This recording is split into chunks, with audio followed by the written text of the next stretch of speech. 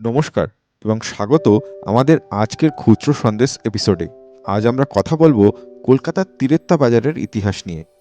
প্রায় 250 বছর আগে 1770 সালে ইটালির ভেনিস থেকে ক্যালকাটায় আসেন কাউন্ট তিরেত্তা দে ত্রেভেসা বা এডওয়ার্ড তিরেত্তা নামক এক ব্যক্তি, যিনি ছিলেন ইটালির ফেমাস জ্যাকোমো ক্যাসানোভার এক পার্সোনাল অ্যাসিস্ট্যান্ট।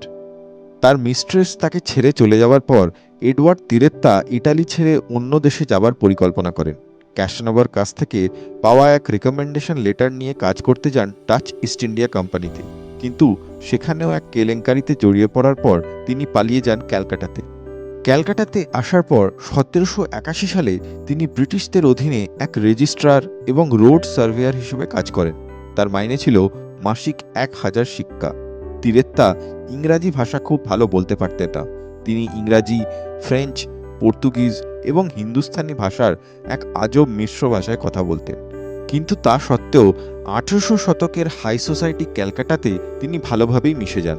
1783 সাল নাগাদ ব্রিটিশ গভর্নমেন্টের পারমিশনে তিরেত্তা ক্যালকাটায় কিছু জমি কিনে একটি বাজার বা মার্কেটের স্থাপনা করেন, যাকে আজ তেরিত্তি বাজার নামেও ডাকা হয়।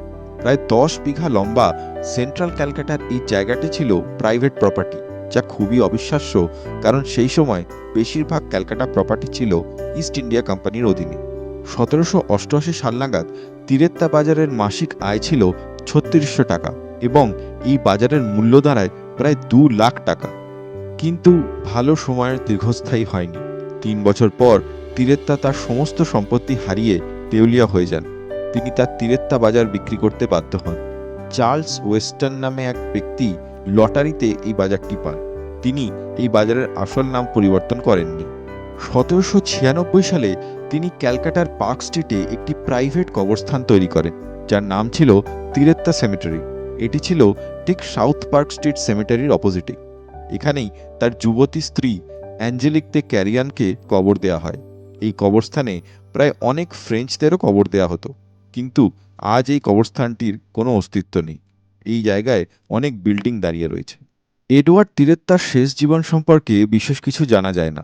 বলা হয় যে 1797 সালে এই ভেনেশিয়ানটি বার্ধক্যে মারা যান।